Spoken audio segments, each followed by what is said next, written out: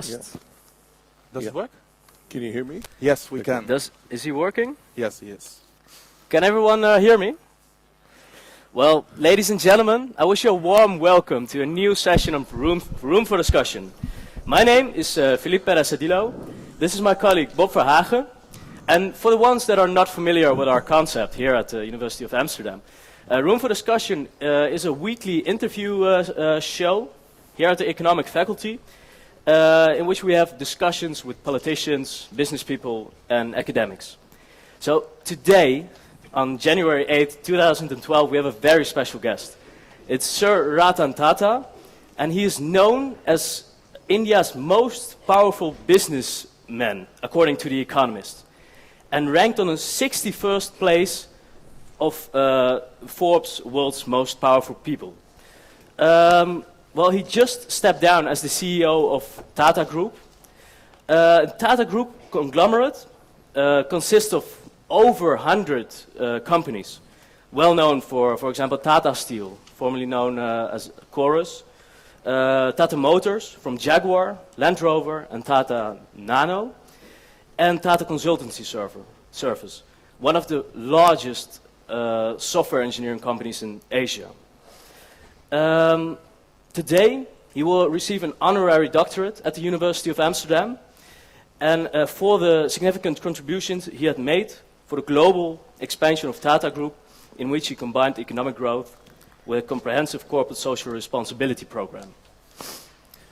Well, this interview gives us a unique opportunity to reflect with the man on his conglomerate after more than 20 years of heading the group. In between the interview, we will have 2 blocks of questions, your questions. And if you have any questions, please go to my colleague Marita or Jan Chibbe, over there. Me and my colleague will handle the questions. Since we only have a limited amount of time, we have to make a selection of the questions. It is important that prior to the break, where you can ask questions, which will be halfway in at the end, you come to us in advance and let us know who you are and what your question will be, and then we will make a small selection. Hopefully we will be able to handle 3, maybe 4 questions halfway and a little bit more at the end. And since we are a student discussion platform, we prefer questions from students over questions from journalists. Only if we have time left, they will get the time left over. Okay. So for now, please give a warm welcome for Sir Ratan Tata. Thank you. Thank you very much. Thank you. So, Mr. Tata, welcome in Amsterdam.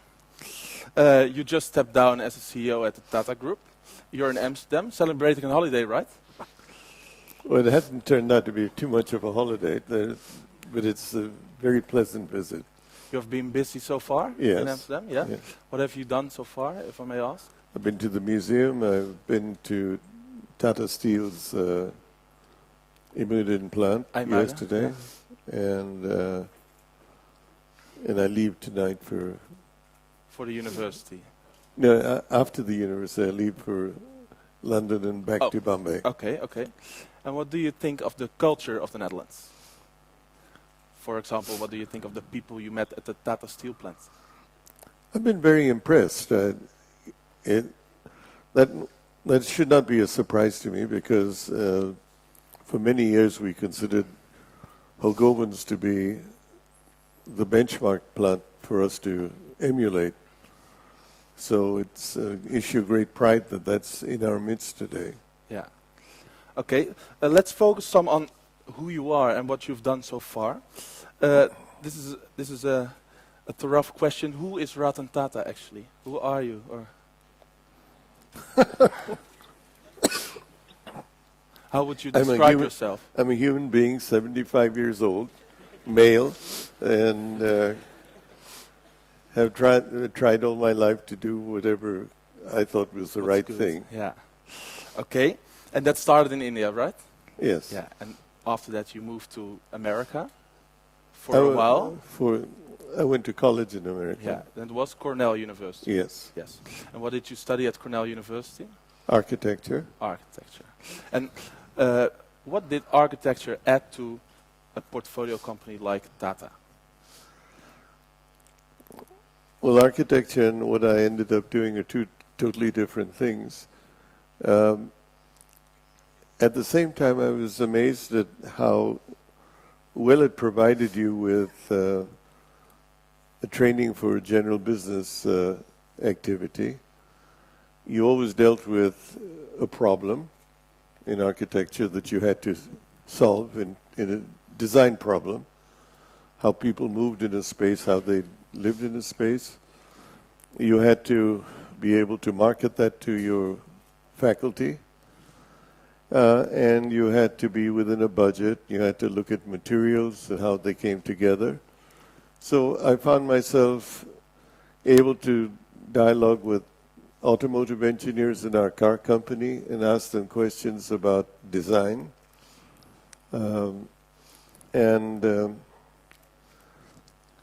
That's one of the aspects that you really liked about the work. Yes, and the other part was that you weren't a prey to somebody trying to snow you with issues. You could hold your own with somebody, and I think that's been a very challenging and a rewarding outcome of architecture. So you're also, in the media, you're well known as, well, they sometimes call you the shy architect, because that is because of your remarkable style. Some people say that you're an individualist, and you also don't tend to do these kind of interviews very often. I'm very curious, why not? Because other CEOs do interviews all the time, they're in the media, but you seem to be more on the background. Why is that? Well, I always kind of look down on my counterparts who are always keen to be in the media.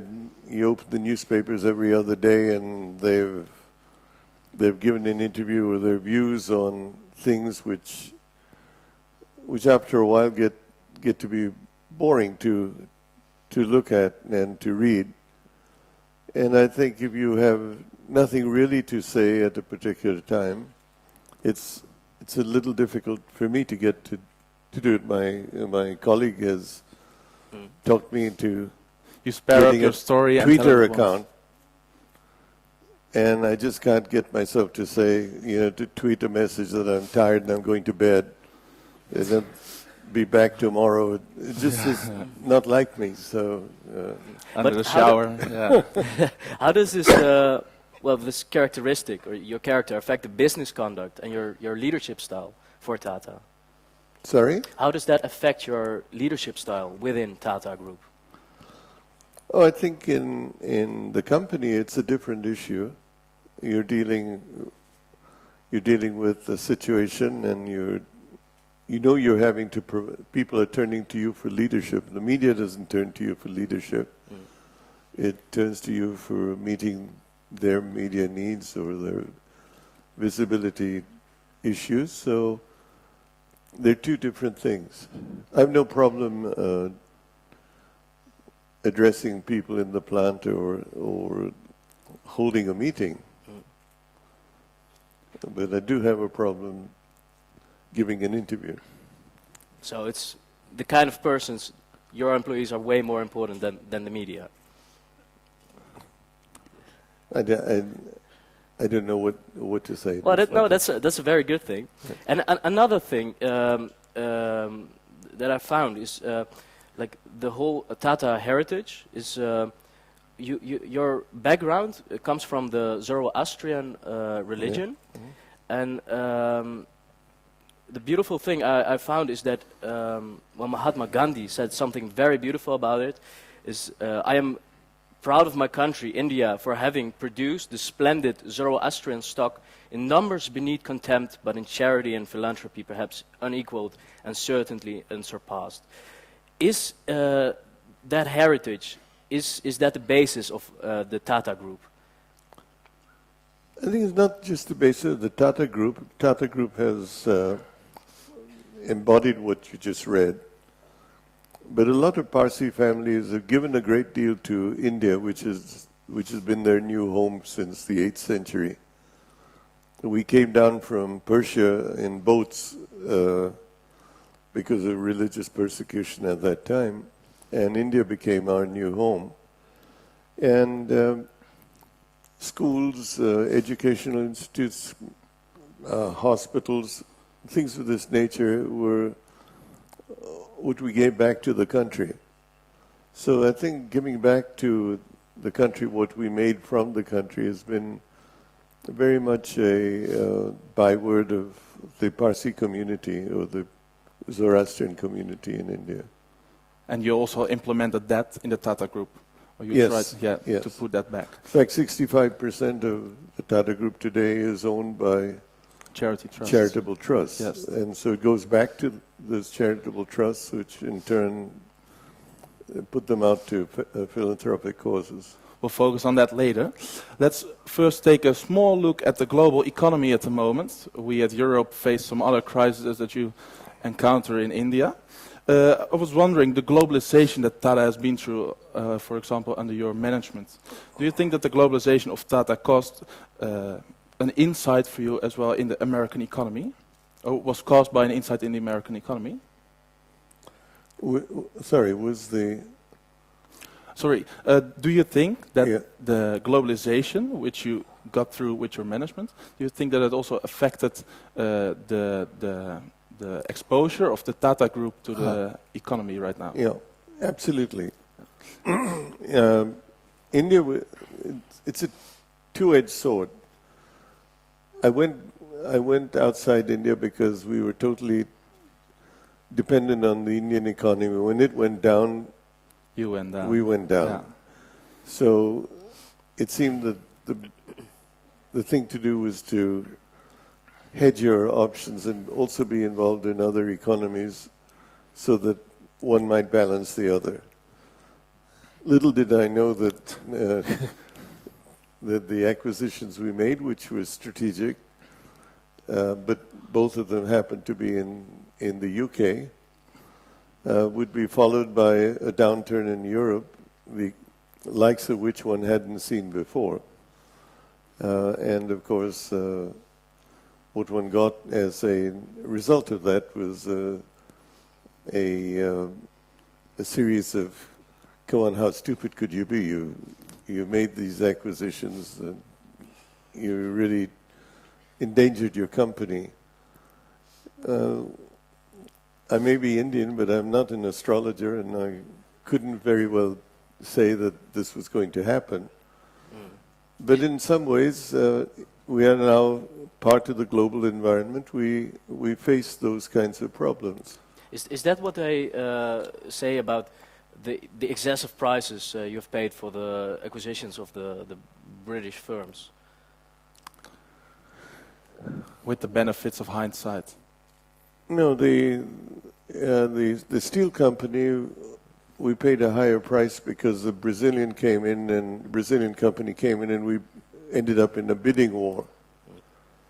But if we had bought the company when we looked at it, it would have been $5 billion.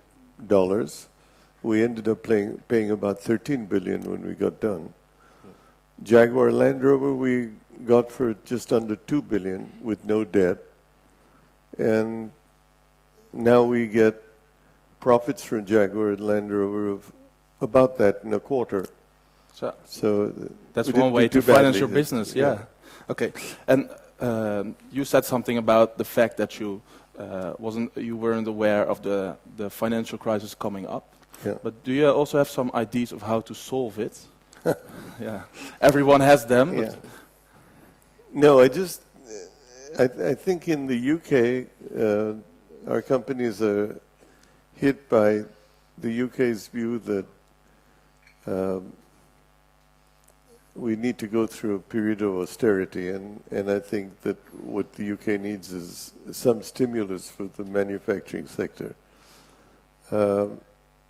That's a conventional view that is not wrong, and I think we will go through a fair amount of pain in the UK as a result of that view, but it's a prudent kind of approach to the economy. And one way you solve this in the Indian economy is that you also invested yourself in a partnership with the government in the Indian economy, in the so-called public-private partnership. In some, we haven't done that much in the public-private partnership area. We have done some, you're quite right. Would that also help the UK get out of these financial messes? Unfortunately, in the UK, we don't have funds to really put into this, which you do in India. Yeah. But I think in answer to your question, it could contribute significantly to getting us out of this problem in the UK. Because you're one of the largest employees right now, or you were one of the largest employers in the UK at the moment you stepped down as a CEO, right? Yeah. You have some sound left?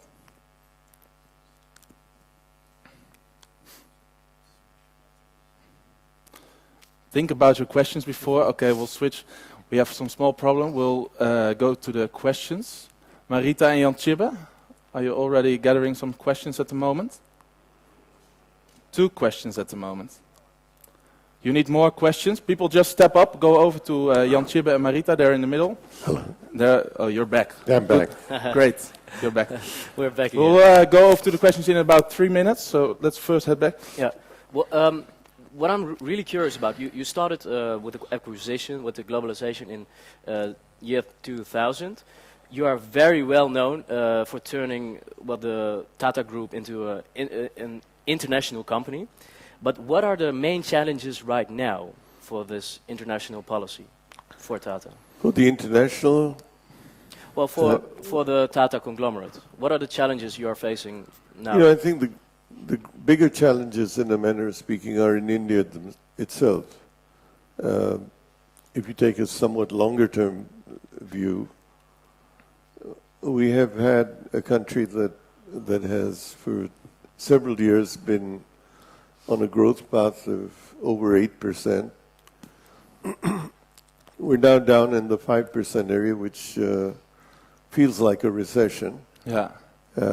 And we need to find a way to really stimulate the Indian economy and generate a sense of increased demand and such for goods and services.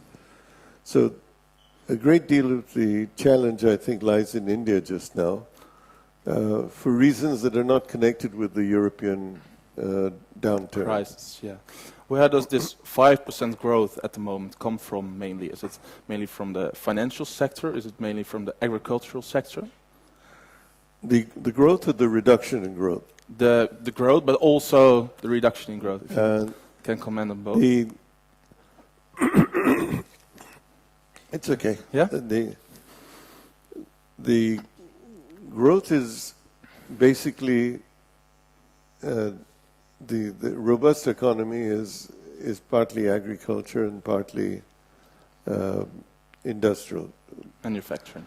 Manufacturing has grown enormously over the years and agriculture has come down. So we're today not as dependent on agriculture, in agricultural output as we used to be.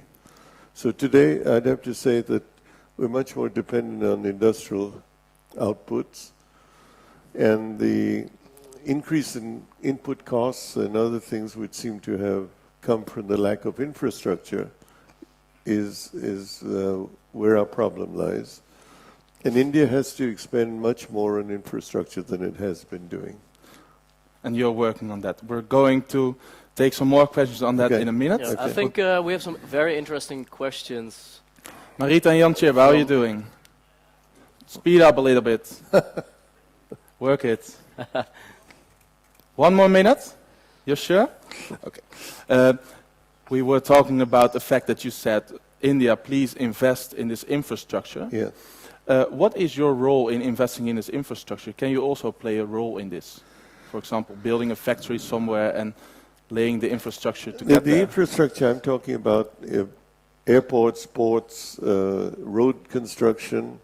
Road construction in particular will give tens of thousands of people jobs along the way. It'll connect India over time. It's something we can't do.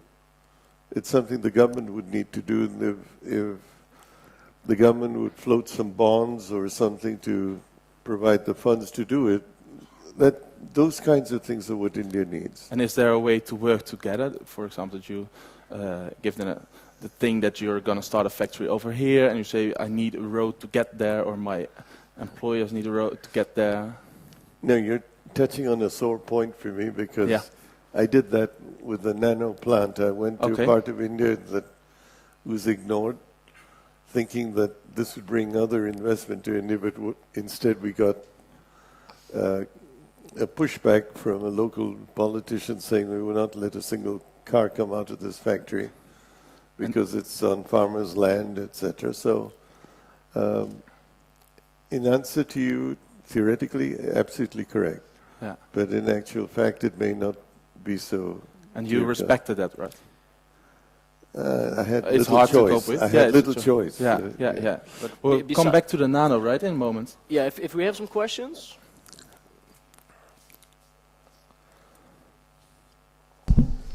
The first question is from Amit Tanshu. It's about the new candidate and about the leadership qualities and sorry. experience. It's about the new candidate, about Mr. Mystery, Okay. and about his qualities and experience. All right.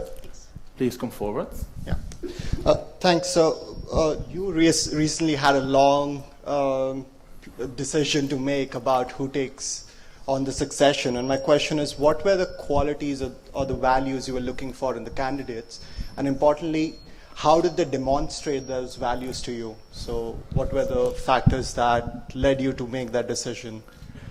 First of all, I didn't make that decision. We set up a committee, which I stayed out of, because I didn't want ever to be accused of pushing a candidate or pulling a candidate off the... Having too much influence. So I stayed off this. What we were looking for first was a candidate who could perpetuate the value systems and ethical standards that we have been trying to maintain in the group.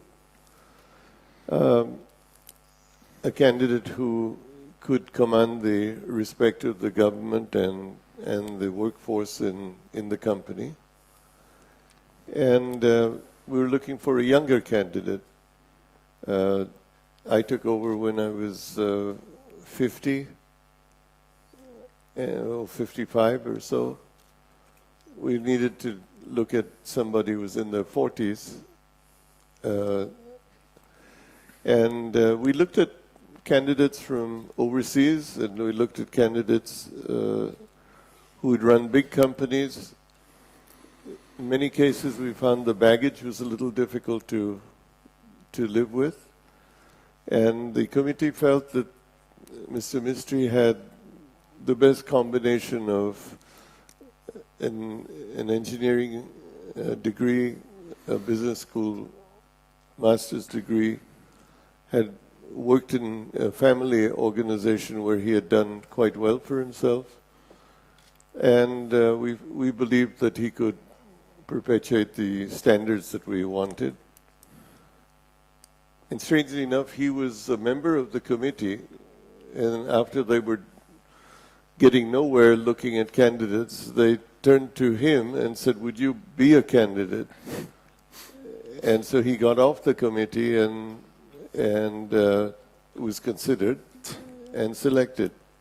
How many candidates did pass the committee at first? I think, I'm just guessing, 6 or 7 that were seriously considered.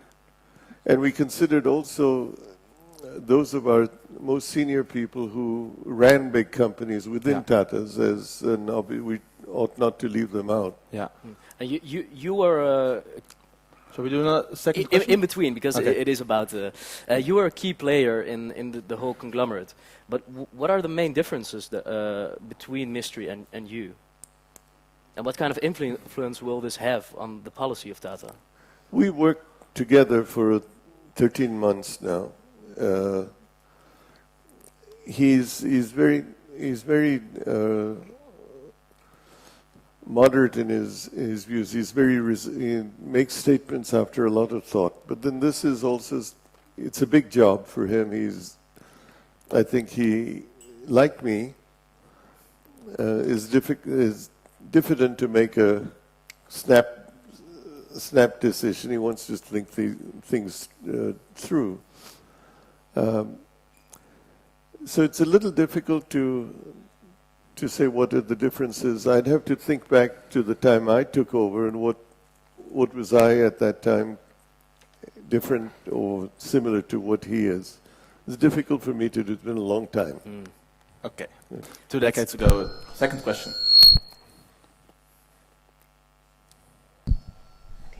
Second question is from a student of the London School of Economics. It's about domestic issues. As India progresses further towards being a service-based or service-driven economy, how do you feel that human capital flight or brain drain problems constrain economic growth, or what other resolutions would you propose that could, remove that? I think India today is much more sensitive to foreign investment coming into India. It's been the savior of India in years gone by, and the flight of capital going out of the country when there is legislation that is considered to be investor unfriendly is a big thing. This seems to be now realized by the government, and the government is now making efforts to undo some of the draconian legislations that they had introduced some time ago. I believe that foreign capital in India is going to continue to be an important element of India's growth. India will not be able to support the level of development that it has to do from internal sources only. Does that answer your question? Yes, it does. Yes? Thank Okay. Is it okay if we'll continue with the next questions, and we'll finish up the session with some last questions from students? Okay. Okay. We'd like to focus on your game to fight poverty, or your endless way to fight poverty. We were wondering, you're developing, or you have developed this big conglomerate, and as you already said, the shares of this conglomerate are in hands of some charity trusts. Mm-hmm. And do you think that the best way to fight poverty in India is by just doing business? I think it has to be enlightened business, not just business for the sake of making money. What does enlightenment business mean? Okay. Enlightened business mainly being sensitive to what people need. Let me give you an example. We have a consuming population, if you might, or marketable population of about 250 to 300 million people. That's more than the United States has. But purchasing power is very low. There's another 200 or 300 million people coming into that level from down below as prosperity increases. Are we looking at what they need as products which are affordable to them, that can meet their needs, or are we just continuing to provide what's on the top of the pyramid and they aspire to get that as and when they can? And if we can define products, if we can define means of business for them, we will have a consuming population of 500 or 600 million people. To some extent, the internet and online transactions has reached out to all these people, that all they need is a smartphone or a computer which is within their reach, and then they can hunt for the best deals for themselves and can educate themselves. This is another form of enlightened business that I would say exists. So it's an issue not of just doing the same thing to make money or to fill a gap because we can exploit it, but somehow understanding what the people need and trying to address that. If we do that, the next thing is look at continents like Africa. Same thing applies. Is that something you would also transfer this philosophy on a global scale? So you could. Moving it to Africa or to South Asia, or Myanmar now, which is a new emerging economy, is exactly the same thing. And was that also the philosophy behind the Tata Nano, the car you designed? Yeah. It was. It was just viewing the fact that you had families of 4 or 5 riding on a scooter dangerously. So could you give them an affordable all-weather car? What we didn't anticipate is there's also a reverse pride. No one wants to be seen in the cheapest cars because perhaps it has an implication of their not having the status. So we're now developing a new Nano that will have more bells and whistles and be at a higher price. Hopefully, You make a bigger margin. yeah, that's right. Yeah. We'll make a bigger margin, but they'll be happy. Yeah, because they have the status that's right. coming with the car. Great. But the Nano project was one of your own projects. You already told us I'm an architect and I'd like to be involved in the developing process. And this was one of the key projects that also Tata is known for in the Netherlands. And can you tell us how many cars did you actually sold of the Tata Nano? We sold about somewhat under 200,000. And what was And projected? we should be selling twice that. Twice. And no one is buying any Tata Nano at the moment in India anymore, or are they still selling the cars? Well, they're still selling cars. I'm just saying the rate of sale should be twice what we have been doing. And I'm hopeful that when we rejig the car in the manner that I just described, that sales will improve. Yeah. We're getting a lot of inquiries from countries like Indonesia, etc., where we're deciding to look at whether the Nano could be assembled in Indonesia and places in South Africa. Because they're still interested in the car. They're still interested in a low-cost car. Yeah, $2,000 or anything. That's right. Yeah. Okay, so one way to fight poverty for you is to set up businesses which are pointed to the bottom of the pyramid. That's the right. 200 million that you already told us of. But you also told us 65% of the shares are in hands of charity trusts. Yes. What do these charity trusts do with the money that you give them?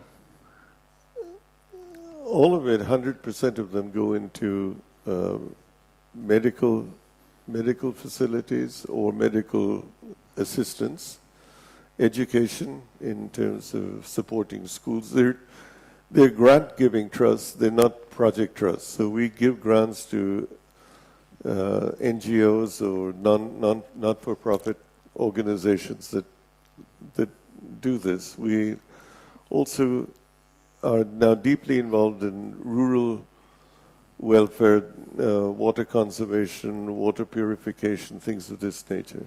Because that's a big problem in India at the moment? Yes. How would you describe the problem? Well, water is becoming exceedingly scarce in the country, and we need to find ways of both conserving water, of managing water. 4/5 of our monsoon water goes into the sea. So we need to do something to marshal it and to focus on keeping it. The other is we don't have nutrition adequate to meet the growing needs of new kids in the country. So one of the issues we're looking at today is embedding nutrients in rice and wheat to give the children of tomorrow a better health. Yeah, but concerning water, you're trying to set up water plants or water ways to get water to the people in the bottom of the pyramid. There's no way we can do an all India thing. So what we're looking at is showcasing communities and then going for broke in terms of giving them the knowledge and the infrastructure in the small area that they're operating. And the change is quite noticeable. Yeah. So we have the challenges from the infrastructure, the poverty, but also a major challenge in India is the large amount of corruption. And how would you fight corruption?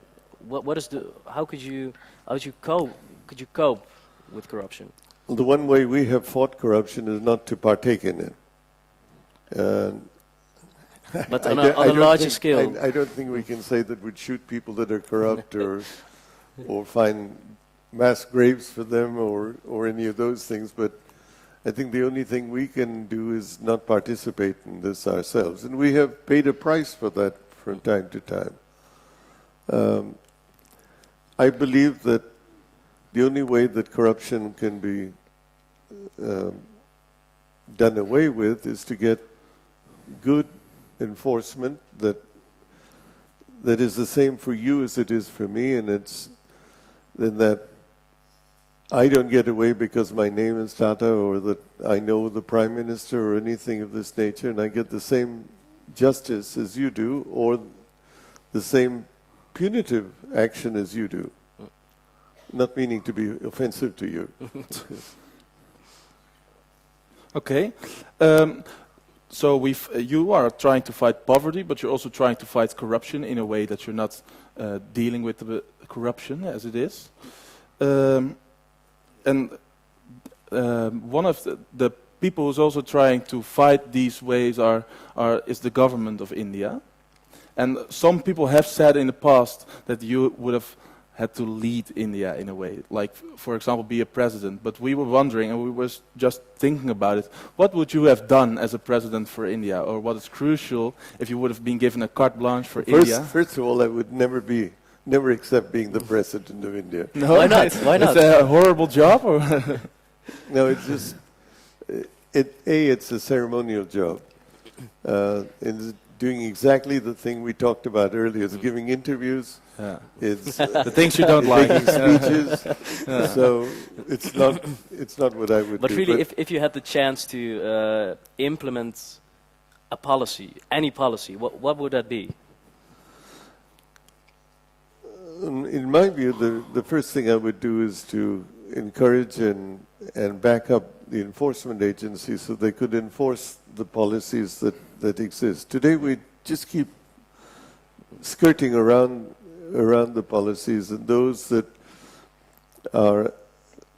create aberrations get away, and those that are honest get caught. That sounds right. Pardon?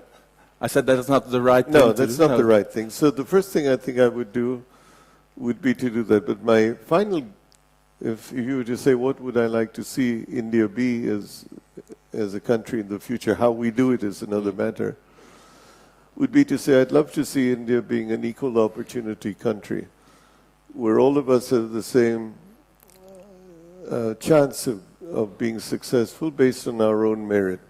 And not because of what caste we are, what religion we are, whether we are Male, female. whether we are rich or poor or influential.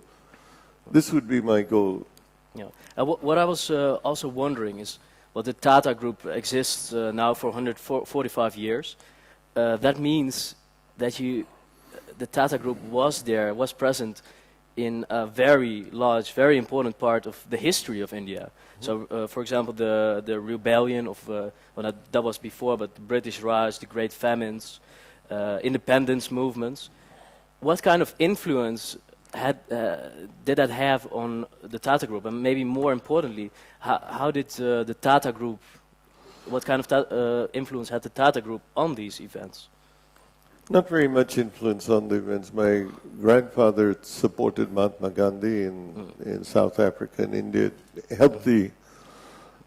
helped support the Quit India movement, which resulted in the independence of the country, but didn't have very much to do with playing a role in this, other than the fact that all the industries that we had established were national industries: power, steel, textiles, hotels. So these were not activities that in those days the company normally did. It was more a national entity. That saved us to some extent because we were considered to be a national company. So things didn't get taken away from us. Some did, but most of them remain. Yeah, most of the companies also Yeah. remained. Yeah, you know how many companies the Tata Group consisted of once you stepped down a couple of weeks ago? I think it depends on how you yeah. count them. If you take subsidiaries that set up companies and subsidiaries of subsidiaries that set up companies, you'd probably find about 300. So And otherwise, major companies would be about 80 and about 40 listed on the stock exchange. stock exchange. Okay, we were wondering if you have so many companies, 300 companies, 80 or 40, which are even larger. How do you seek synergy in these companies? We established certain business criteria, which we actually, after I got here, got contracts signed between the companies and ourselves on the manner in which we do business, the ability to use our brand, and the right to expel the company from being called a Tata company. Yeah. And it's worked reasonably well in synergizing broadly what the companies They have do. shared values. Hopefully. Hopefully they have Yeah. shared. But still, a steel company adding something to a tea manufacturer, adding something to a hotel company, adding something to an energy network, it's so diverse. And especially in these times of globalization, shouldn't you focus on like one industry or anything? Well, you know, it's how you treat your employees, what you do for them, how you treat your customer. Those are some of the synergetic things that the market comes to expect from you.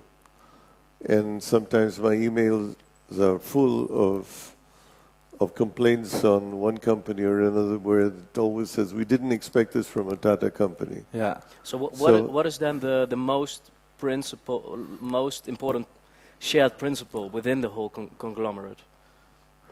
I think by and large one expects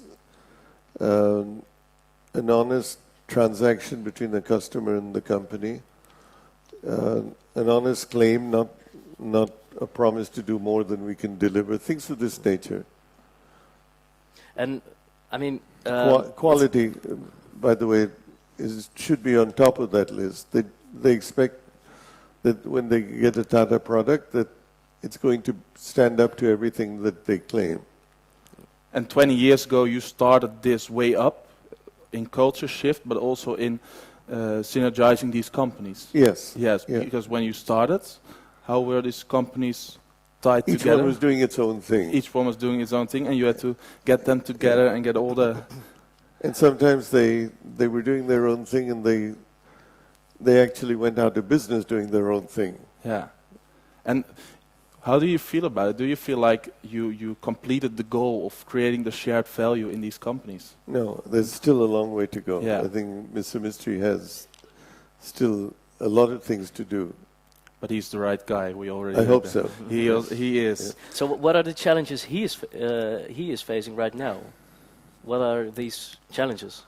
You'd like to grow from 100 billion to 500 billion in That's 10 right, years, which is a lower growth rate than what we've done so far. So Yeah. if it looks like it's, Yeah, it's banging him on the head. It's Yeah. incredible because you now have already a revenue that is equal to Apple's revenue, and you wanted to increase that to 500. Yeah, but billion. the rate of growth is, first of all, the base is higher, Mhm. and the rate of growth to get 500 in the period of time we indicated is a little lower. So it's not an undoable thing. It's doable. But it's what I find really remarkable is how can you combine this with the CSR, the corporate social responsibility practices that you're already implementing in the business? How what is the main philosophy behind that? How do you do that?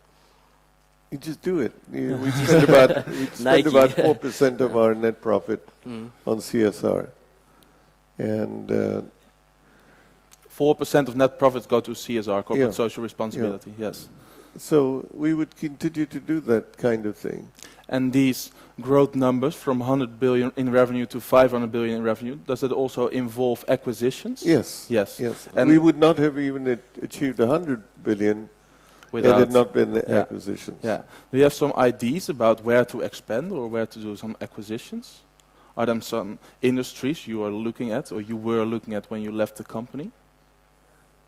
No, I don't. But I would say that if you look overseas, there are opportunities of getting companies. One doesn't really want to mention companies or businesses, Name specific because it tends to define what you want to do. I think strategically, And with overseas, you mean the United States or even Latin America? Latin America is a country is an Region, area that we are looking at very carefully, because I think it's a tremendous opportunity for us, Brazil and Argentina in particular.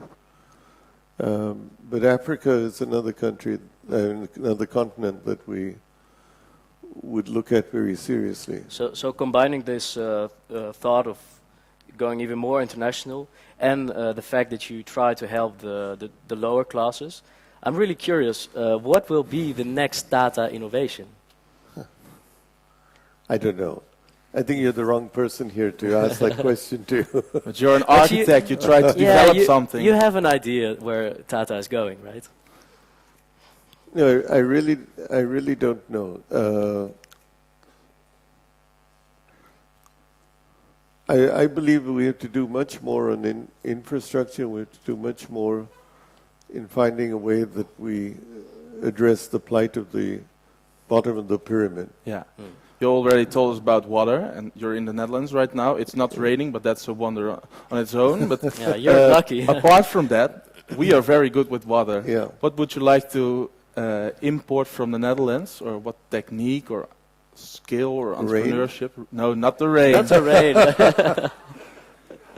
But is No, I think just being serious, I think the Netherlands has a great deal. We were talking this morning about looking at what we can do to cooperate with the Netherlands in terms of water management and water purification. I think there's a great deal that we can do But together. not the canals.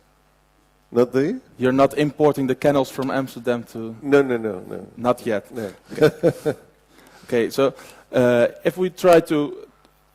we now looked at the water thing, or possible water companies that you might import to India, but are there other industries in the Netherlands as well that are interesting for India, or the other way around? What could Holland learn from India? I would be trying to be pompous if I in 24 hours were to make a statement that I think that Netherlands has a very understated capability in which terms? In technical and in terms of industrial activity. Also, if you consider many of the things that happen here, unfortunately, they happen usually in the confines of very large corporations like Philips and Shell and so on. Or Hoogovens. And so they're not readily seen as Dutch outputs. They're seen as Philips outputs or Shell outputs or Hoogovens As outputs. a company on its own. So it gets a little diffused in that sense. But I think there's a great deal of capability here, and I'm very impressed. Yeah, so was that also one of the reasons to acquire, for example, a company like Chorus, or as we know it, the Hoogovens, to get knowledge and to share the knowledge with At India? all times, the acquisitions we made have been because we either need a technological fill-up in an area or a product gap that we have, or we need to grow in a particular region where there's prominence. Yeah. Okay, just one question in between. Marita, Jan Chip, I see you talking a lot over there. How are you doing with the questions? Yes, we're finished. We have enough All right. questions. Are you ready for some other questions? Maybe I have Yeah, still sure. one question.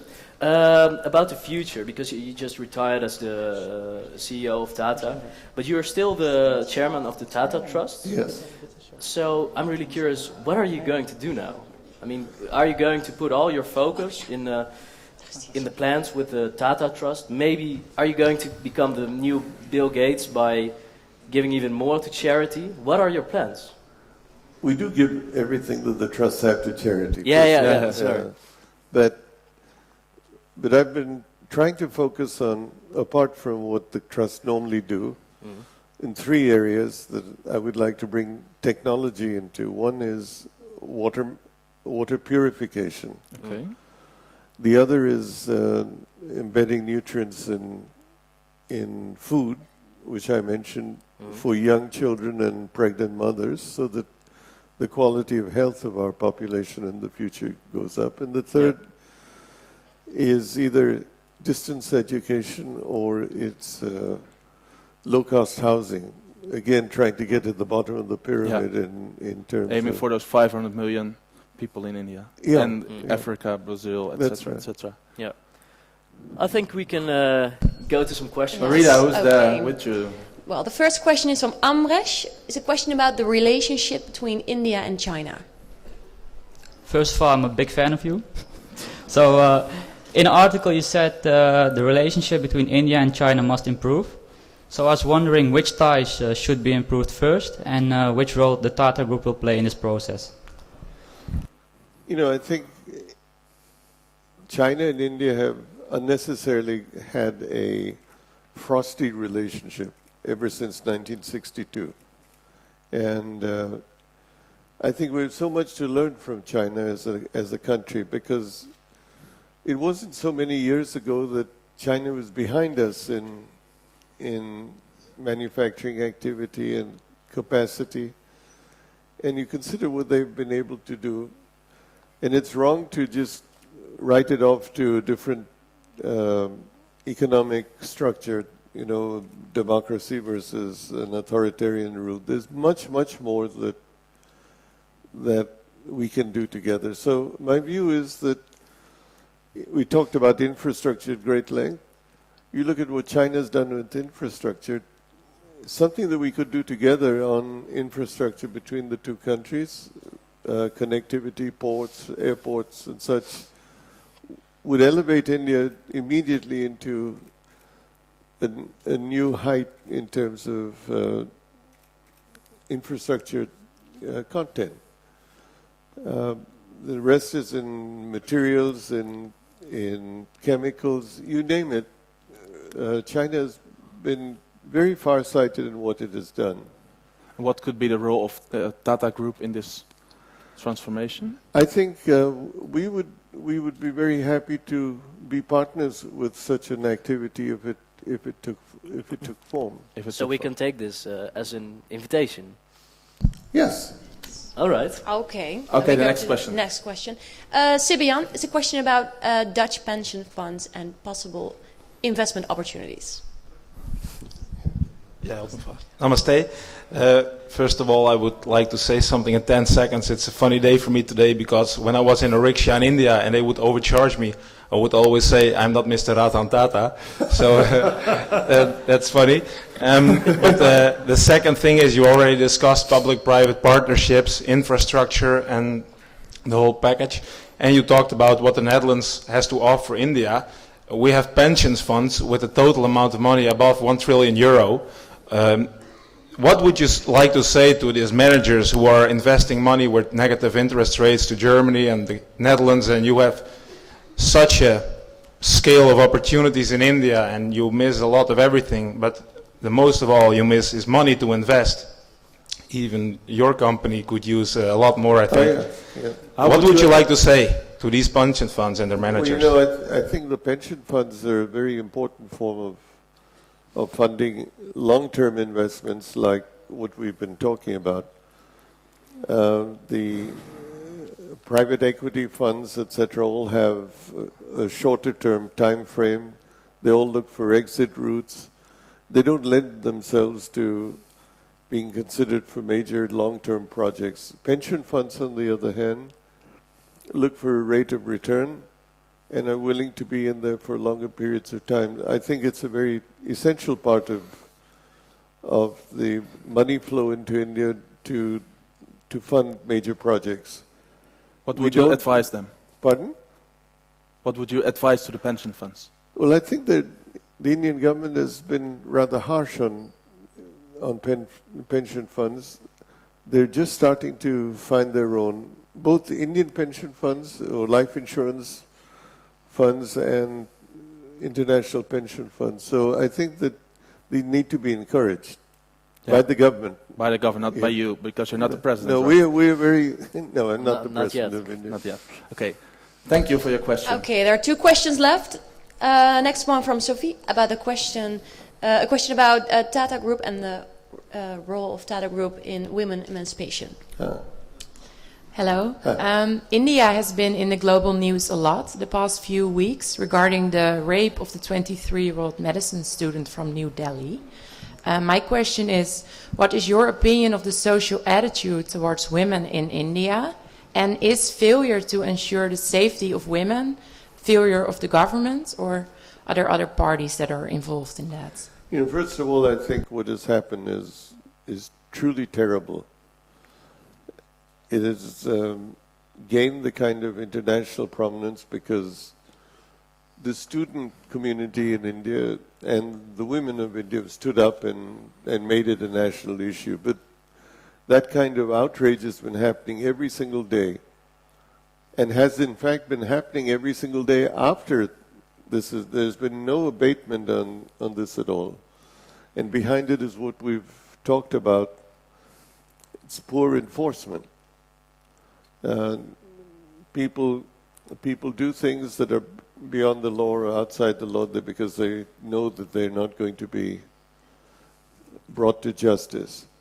So I would say the first thing that needs to happen is that enforcement has to be truly enforced, equally, not because of who you are or what you are, but based on whether you break the law. Women have not in India had the same kind of respect that they should have and do have elsewhere in the world. And this is something that's a bigger problem, will take more time to resolve. We have government people saying, you know, girls shouldn't wear short skirts, they should wear longer clothes, then this wouldn't happen. Girls shouldn't go in buses after 10 o'clock at night. That's not the right attitude. The right attitude is they need to be protected just like any other citizen, and the perpetrators of the crime need to be done. They're now facing a death sentence. So we're now in fear of the pendulum swinging too much in the other direction. What we need is a balanced set of enforcement criteria. At the same time, with 1 billion people, it's a little difficult to say that we can do all of this overnight. And it is a major problem. I'm very pleased to see that we have been giving it the kind of attention that we have. But it's not just this one case. It's every single case that happens in this manner. Okay. Thank you. Sorry. We Last question. have only 1 minute left, I think. Yes. We want to close up with a personal question from Quirijn. Yeah, it is. I'd like to know what your first personal goals were you set yourself. So apart from the company you owned, or not owned, but what were your personal goals When you in your started life? with the company 20 years ago? No, in your whole life. In your whole life. When you were born. Let's focus on the company first. When you started 20 years, this is 20 Or years start ago from your as CEO. student period, You know, perhaps. The first time you set yourself goals in your life, when was it? the first time I set myself goals, and You have yourself personal goals? yeah, many of those personal goals before I joined the company were goals that helped survivability. For example, when I entered college, the goal was to get through college. Okay. We know that, Right. right? Yeah. Yeah, my first day at Cornell, when the freshman class was in getting an orientation, the president of the university at that time said, look around you, on your left and on your right. Most probably one of them won't be there when you graduate. It's typical. I started to believe that I would be one of the people that wouldn't be there. Yeah. So that sort of survivability issue set some short-term goals. Yeah. What I set for myself in the company, I didn't do too well with. I wanted to rationalize those 80 companies into a much lesser number of companies, and ran into human problems and not allowing that to happen. So it's the report card on that would be a very poor one. Okay. But that might be the first goal I tried to set myself. You set more short-term goals for every project you had, and not one. You set it when you were 18, and you hope to finish when you're 80. I did set some long-term goals, like what growth rate we should have and so on. But is that a personal goal for you? For you as a personal being?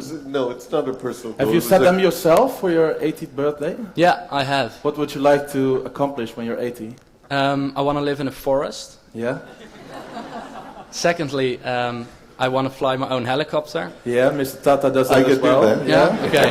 Very cool. And my last one is I do not want to be dependent of insurance companies. Okay. Are you dependent of You want to be insurance? rich? No, I'm not dependent on. He already accomplished that one, except for the forest. Okay, thank you very much. Thank you for your question. Thank Mr. you. Tata, we're Yeah. now coming to the end of the interview, and there's this typical Dutch way of ending interviews. We always have to ask, what would you advise our student population to do? I keep getting asked that question. I keep wondering how I can give that advice in a meaningful way. Because the only thing I can say is that everybody makes their own destiny. I don't think I can ever endeavor to consider myself as having given someone general advice. I think the only thing I would say is do whatever you believe is the right thing, and keep on putting yourself into a self-test of saying, what I do, will it stand the test of public scrutiny? If it does, do it. If it doesn't, don't do it. Yeah. I don't think I can think of anything more to say. Follow your own path. Thank you, Mr. Ratan Tata. Thank you. You did it.